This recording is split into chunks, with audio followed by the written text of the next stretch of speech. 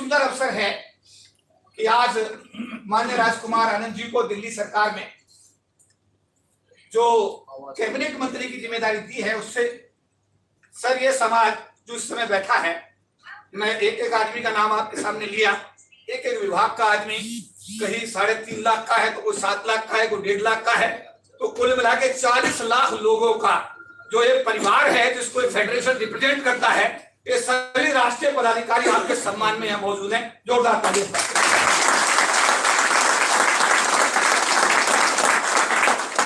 भैया अंदर आते रहो और खड़े होते रहो।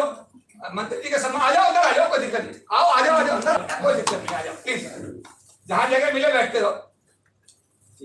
तो क्योंकि हमारे प्रोग्राम देर से शुरू होते हैं, जल्दी खत्म होते हैं, ये बात सही है, लेकिन इस बार आज प्रोग्राम समय से शुरू हो गया। 6 बजे हम लोग बैठ गए थे, आकर के जब माननीय मंत्री जी भी सही समय पर आ गए, तो सर आपकी उपस्थिति में हमने कुछ समाज में चर्चाएं की।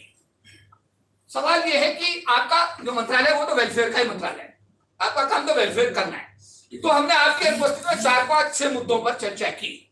एक तो ये कि सरकार, सारे देश के जितनी भी सरकारें हैं उन्होंने एससी आयोग बना रखा है, और हमने राजेंद्र गौतम साहब से भी बहुत निवेदन किया कि भाई एससी आयोग तो बनो, आप हमारे समाज के मंत्री, क्योंकि वो हमारे समता सेंदल के कमांडर थे, वो जनरल सेक्रेटरी थे, हमारे महासंघ का भी सहयोगी साथी थे, तो हमने उनसे कहा एससी आयोग तो बनना चाहिए, वो नहीं बन पाया।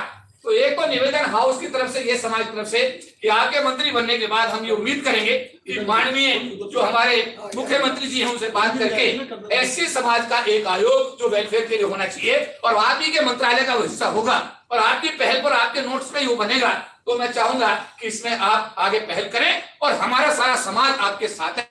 बाबा साहब का स्मारक तो 26 अलीपुर रोड पे है, बाबा साहब का तो doctor Ambedkar foundation international centre में 15 जनपद बना रखा है, बाबा साहब के नाम पर चैत्य भूमि भी है, कहां पर? बंबई में। और बाबा साहब जहां पैदा हुए थे, कहां पर? महू में, वहां भी तो बाबा साहब का तो पूरे विश्व में है, ये बात सही है। जैसे मैं वर्ल्ड में जाता हूं, कहीं कहीं जाता हूं, देश के कोने कोने में, जो दुनिया के कोने कोने में, तो देखता हूं हर यूनिवर्सिटी में बाबा साहब का स्टैचू लगा हुआ है और उसके नीचे लिखा हुआ है सिंबल ऑफ नॉलेज। लेकिन हमारे यहाँ व्यवस्था नहीं है, तो मान्यवर काशीराम जी के नाम पर देश की राजधानी दिल्ली में कोई किसी प्रकार का कोई स्मारक नहीं है। हम चाहेंगे दिल्ली सरकार से पहल करके मान्यवर काशीराम जी की याद में एक स्मारक जो बाबा साहब अम्बेडकर का 26 अलीपुर रोड पर इस तरह बना है, उसी तरीके से स्मारक बाबा साहब मान्यवर काशीराम के नाम पर बनना चाहिए। ये बात सही है। हमने आपके उपस्थिति में डिस्कस किया कि हमारे बाबा साहब ने 26 अलीपुर रोड पर खेल साहब इतना बढ़िया भवन बनाया, लेकिन भवन का रेनोवेशन आज तक नहीं हुआ। समाज के लोगों ने कुछ कर लिया तो ठीक है, पर सरकार पहली भी आई और चली गई, और माननीय केजरीवाल साहब की सरकार को भी काफी सब दिया। हमने उसे कहा था अपने राजेंद्र पाल गौतम से कि भाई 500 करोड़ रुपया आप इसमें सेंक्शन करो, प्रोविजन है। सेंट्रल गवर्नमेंट में थावरचंद गहलोत उस समय थे, वो भी मेरे अच्छे मित्र हैं, जो गवर्नर है इस समय कर्नाटका के।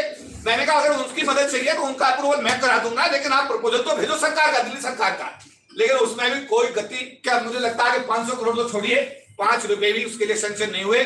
मैं ये चाहूंगा सबके समाज के बिहार पर कि बाबा साहब अम्बेडकर जो रानी झांसी रोड पर उन्होंने भवन बनाया, आपके नेतृत्व में, आपके मंत्री बनने के बाद आपका गिफ्ट ये होना चाहिए कि बाबा साहब अम्बेडकर का ये अम्बेडकर भवन इतना बढ़िया बनेगा, पूरे विश्व के लोग उसको देखना है।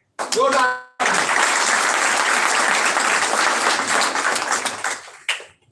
सर तीसरा हमारा एक पॉइंट ये था कि जो हमारे कॉन्ट्रैक्चुअल लेबर्स हैं, यानी कि जो अनुबंध में काम कर रहे हैं, उनकी संख्या करीब 25 लाख के आसपास दिल्ली बताई जा रही है, और उनमें मैक्सिमम लोग शेड्यूल कास्ट के, शेड्यूल टाइप्स के लोग, शेड्यूल टाइप तो नहीं पर शेड्यूल कास्ट के लोग तो मैक्सिमम है ही। तो इनके लिए ये डिमांड पहले भी की थी, चीफ मिनिस्टर से हम भी मिले थे, और हमने उनसे भी खुद भी कहा था कि साहब इनको रेगुलाइज आप करिए, उन्होंने कहा था मैं इन्हें करूंगा, वो अभी तक नहीं हो पाया है। अगर ये काम होता है तो समाज के लिए मैंने कहा ये वरदान साबित होगा। जब हम लोग फाइनेंस सेक्टर में लड़ाई लड़ रहे थे, चिदम्बरम साहब हमारे फाइनेंस मिनिस्टर थे, जो पार्ट टाइम स्वीपर थे सरकारी विभाग, यानी 27 नेशनलाइज बैंक, LIC,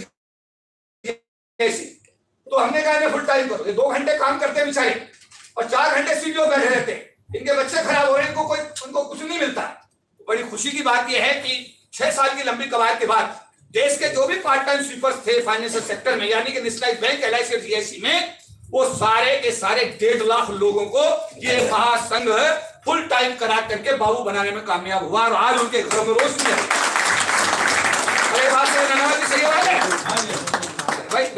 ठीक है, पूरे देश के नेशनल